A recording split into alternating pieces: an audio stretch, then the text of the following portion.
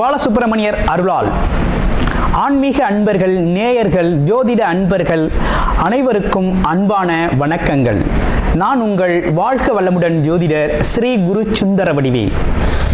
இப்போ பார்த்தீங்கன்னா 2025 நடக்க இருக்கிற தமிழ் புத்தாண்டு எப்படி இருக்குது, என்னென்ன விசேஷங்கள் இருக்குது, ஒவ்வொரு ராசிக்கும் எப்படி இருக்கும், என்ன செய்யலாம், என்ன செய்யக்கூடாது, என்ன விதமான வழிபாடுகள் செய்யணும், ஒவ்வொரு நட்சத்திரங்களுக்கும் என்ன விதமான பலன்கள் இருக்குது, இந்த ஆண்டு முழுவதும் இருக்கக்கூடிய கிரக பெயர்ச்சிகளால் ஏற்படக்கூடிய மாற்றங்கள் என்ன, வளர்ச்சி எப்படி இருக்கும், குடும்ப வாழ்க்கை எப்படி இருக்கும், சுப நிகழ்ச்சிகள் எப்படி இருக்கும், வீடு, வண்டி, வாகனம் மற்றும் அசையும் மற்றும் அசையா சொத்துக்கள் யாருக்கு அமையும், குழந்தை பாக்கியம் யாருக்கு கிடைக்கும் அப்படிங்கும் பல்வேறு விஷயங்களை பற்றி இந்த ஒரு வருடம் இருக்கக்கூடிய மொத்த பலனையும் நம்ம இந்த வீடியோ மூலமாக பார்க்க இருக்கிறோம்.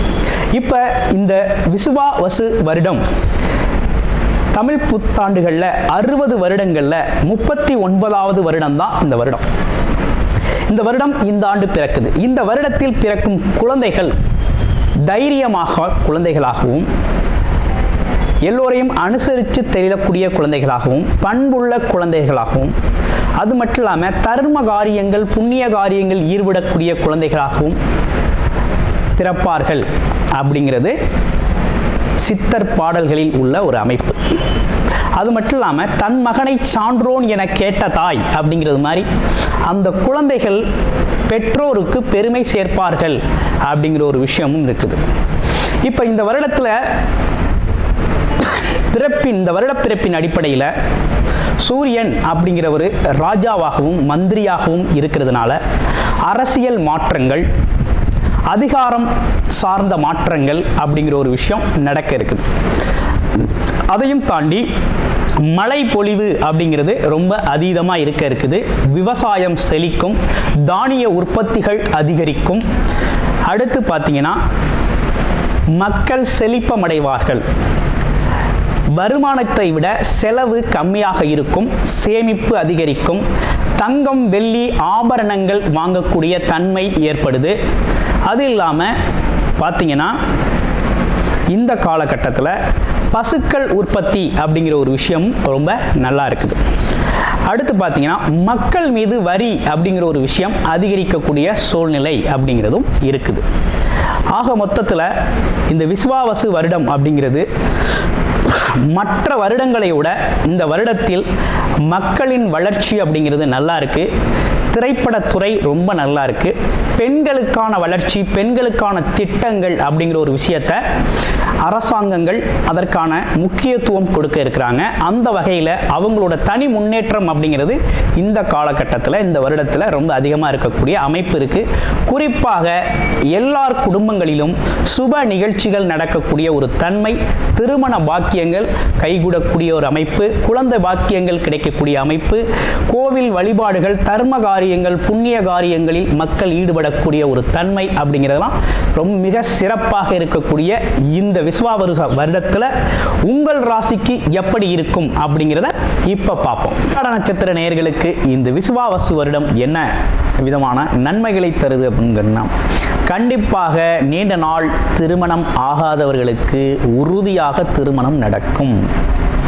அடுத்து பார்த்தீங்கன்னா திருமணத்திற்கும் ஜாயிண்ட் பிஸ்னஸ் செய்கிறது, நண்பர்களோடு சேர்ந்து அல்லது தனக்கு தெரிஞ்ச தொழிலையே வேலையவே தொழிலாக செய்கிறது, இப்படிப்பட்ட விஷயங்கள்லாம் பார்த்தீங்கன்னா ஸ்டார்ட் பண்ணிக்கிறதுக்கு ஒரு நல்ல காலகட்டமாக இருக்குது. அதே போல் கலைத்துறை, இலக்கியம் சார்ந்த துறைகள், சோசியல் மீடியாஸில் இருக்கிறவங்களாம் ரொம்ப மிகப்பெரிய லெவலில் வளர்ச்சி அடைவீங்க. பொருளாதார முன்னேற்றம் நல்லா இருக்குது. வாழ்க்கையில் மகிழ்ச்சி அதிகரிக்குது, சந்தோஷம் அதிகரிக்குது, வெளிநாடு சம்பந்தப்பட்ட யோகங்கள் அமையுது.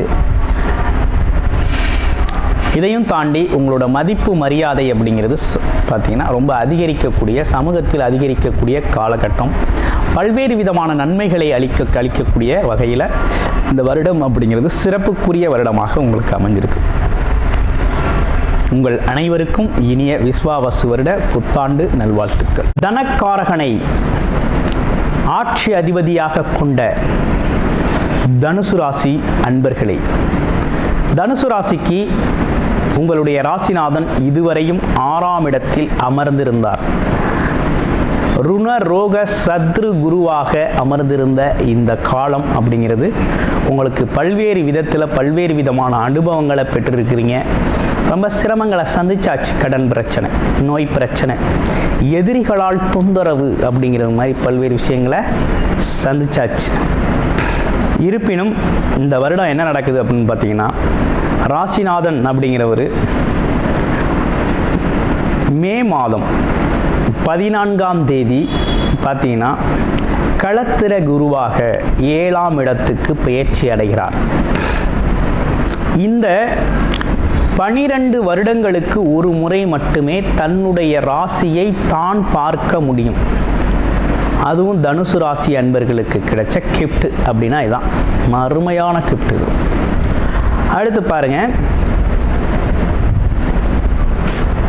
ராகு கேதுக்கள் உங்களுடைய ராசிக்கு 4, 10ஆம் இடங்களில் இருந்த ராகு கேதுக்கள் மே மாதம் 18ஆம் தேதிக்கு பிறகு 3, 9ஆம் இடங்களில் பெயர்ச்சி அடைகிறார்கள். அதே நேரத்தில் இவ்வருடம் முழுவதும் சனி பகவான் அர்த்தாஷ்டம சனியாக சஞ்சாரம் செய்கிறார். இந்த காலகட்டம் உங்களுக்கு எப்படி இருக்க போகுது அப்படின்னா, தனுசு ராசிக்கு அப்படின்னு எடுத்துக்கிட்டோம்னா தொழில்துறையில் மிகப்பெரிய நல்லதொரு வளர்ச்சி அப்படிங்கிறது ஏற்படும். இதில் குறிப்பாக என்ன நடந்திருக்குன்னா, உங்களை உங்களுடைய ராசிநாதன் பார்க்கிறார், 7ஆம் பார்வையாக பார்க்கிறார், சமசப்தமாக பார்க்கிறார். கண்டிப்பாக தொழில் வளர்ச்சி உண்டாகும். ஜாயிண்ட் பிஸ்னஸ், கூட்டு தொழில்களில் இருந்து வந்த சிக்கல்கள் தீர்ந்து அந்த பிஸ்னஸும் செழிக்கும், நல்லாயிருக்கும். அடுத்து வேலை வாய்ப்புகள் உறுதியாக கிடைக்கும். வேலையில் இருக்கவங்களுக்கு கண்டிப்பாக மதிப்பு மரியாதை அதிகரிக்கும். வேலைக்கான அங்கீகாரம் உண்டு, புகழ் கௌரவம்லாம் உண்டு. அதே போல் வேலை இல்லாதவர்களுக்கு உறுதியாக வேலை கிடைக்கும். கண்டிப்பாக வேலை கிடைக்கும், வேலைக்கு போயே தான் ஆகணும், வேறு வழி இல்லை. வேலை சார்ந்து முயற்சி பண்ணுறவங்க போயே ஆகணும். அடுத்து பாருங்கள், களத்திர குருவாக இருந்து ராசியை பார்க்கறதுனால உறுதியாக ஒரு விஷயம் நடக்குது இந்த வருஷம் தனுசு ராசிக்கு. நீண்ட நாட்களாக, வெகு நாட்களாக திருமணம் ஆகாமல் இருந்த தனுசு ராசி அன்பர்கள் அனைவருக்குமே உறுதியாக திருமணம் இந்த வருடத்தில் நடந்தேறும். கண்டிப்பாக திருமணம் நடக்கும். அதில் சொல்லி வச்சுக்கோங்க, எழுதி வச்சுக்கோங்க. உறுதியாக திருமணம் நடக்கும். திருமண பந்தத்துக்குள்ளே கண்டிப்பாக போயிடுவீங்க. திருமண தடைகள் அனைத்தும் நீங்கும். திருமணம் சார்ந்த தடைகள் அனைத்தும் நீங்கும். கணவன் மனைவி ஒற்றுமை அதிகரிக்கும். வாக்குவாதங்கள், சிறு சிறு மனஸ்தாபங்களால் பிரிந்தவர்கள் கூட ஒன்று சேரக்கூடிய அமைப்பு உருவாயிருக்கு. அடுத்து பார்த்தோம்னா, வீடு, மனை, வண்டி, வாகனங்கள் வாங்கக்கூடிய அமைப்பு அப்படிங்கிறது தனுசு ராசிக்கு ஏற்படுது. அதே காலகட்டத்தில் தங்கம், வெள்ளி போன்ற பொருட்களையும் வாங்கக்கூடிய அமைப்பு ஏற்படும். தங்கம், வெள்ளி போன்ற பொருட்களையும் வாங்கக்கூடிய யோகம் ஏற்படுது. ஆபரண தங்கங்கள் வாங்கக்கூடிய அமைப்பும் ஏற்படுது. ஓகேங்களா? அடுத்து பார்த்தோம்னாக்க, குறிப்பாக தனுசு ராசி அன்பர்களை பொறுத்த வகையில் இந்த வருடத்தில் வேலை சார்ந்த, உத்தியோகம் சார்ந்த துறைகளில் வேலை பார்க்குறவங்க வேலைப்பளு அதிகமாக இருக்குது அப்படின்னாலும், வேலைப்பளு அதிகமாக இருந்தாலும் கூட அந்த வேலைப்பளு ஏற்றபடி, உழைப்புக்கு ஏற்றபடி நல்ல ஒரு வெகுமதி, மதிப்பு, பணம், பொருளாதாரம் அப்படிங்கிறது சிறப்பாகவே அமையும். அப்போ முயற்சிக்கேற்ற வருமானம் அப்படிங்கிறது கண்டிப்பாக உண்டு. தாய் மற்றும் தந்தையோட உடல் ஆரோக்கியத்தில் கவனம் எடுத்துக்கணும். 4ஆம் இடம் சனி பகவான் அமர்ந்திருக்கிறார். 9ஆம் இடம் கேது பகவான் அமர்ந்திருக்கிறார். அதனால் கவனம் எப்படி இருக்கணும்னா, தாய் உடல் ஆரோக்கியம், தந்தை உடல் ஆரோக்கியம் கவனம் தேவை அவசியம். அடுத்து பார்த்தோம்னா, கணவன் மனைவி ஒற்றுமையெல்லாம் அதிகரிக்கக்கூடிய நல்ல காலகட்டமாக இருக்குது.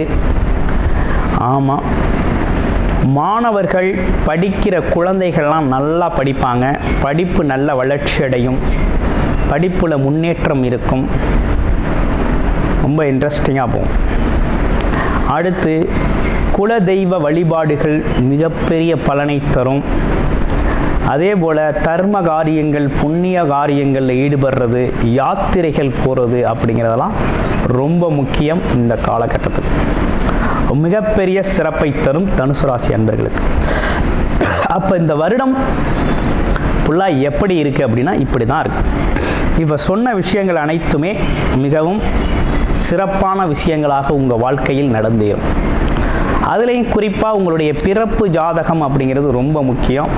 பிறப்பு ஜாதகத்தில் என்ன தசாபுத்தி அமைப்புகள் இருக்குது, அது இந்த காலகட்டத்தில் இருக்கக்கூடிய இந்த கோச்சார நிலை சிறப்புகளை பயன்படுத்துதா இல்லையா அப்படிங்கிறத பார்த்துட்டு முன்னேறி செல்வது அப்படிங்கிறது ரொம்ப முக்கியம். அனைவருக்கும் பார்த்தீங்கன்னா பரிகாரம் அப்படின்னு எடுத்துக்கிட்டோம்னா, அர்த்தாஷ்டம சனியாக இருப்பதால் ஆஞ்சநேயர் நெய் தீபம் ஏற்றி வழிபாடு கண்டிப்பாக செஞ்சுக்கிட்டு வரோம். ஓகேங்களா, உறுதியாக செஞ்சுக்கிட்டு வரோம். அடுத்து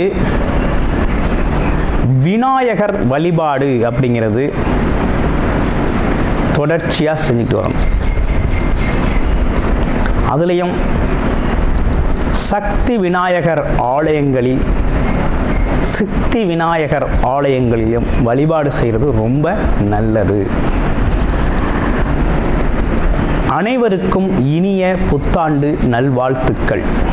கூடுதல் தகவலாக நேயர்களின் விருப்பத்திற்கு இணங்க நமது ஸ்ரீ பாலசுப்பிரமணியர் ஆலயத்தில் அனைத்து விதமான சகல விதமான தோஷங்களும் நிவர்த்தி அடைய பரிகார பூஜைகள் தொடர்ச்சியாக நடக்க இருக்குது.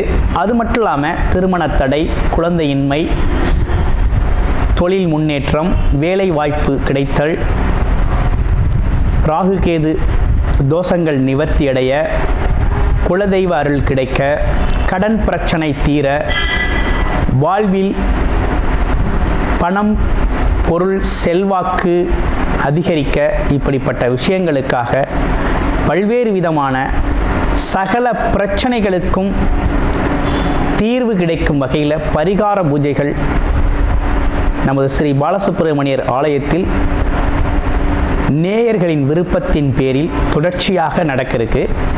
உங்களுக்கு விருப்பம் இருக்கும் பட்சத்தில் டிஸ்பிளேல தர நம்பருக்கு கால் பண்ணி உங்களுக்கான பரிகார பூஜைகளை ஸ்ரீ பாலசுப்பிரமணியர் ஆலயத்தில் செய்து கொள்ளலாம்.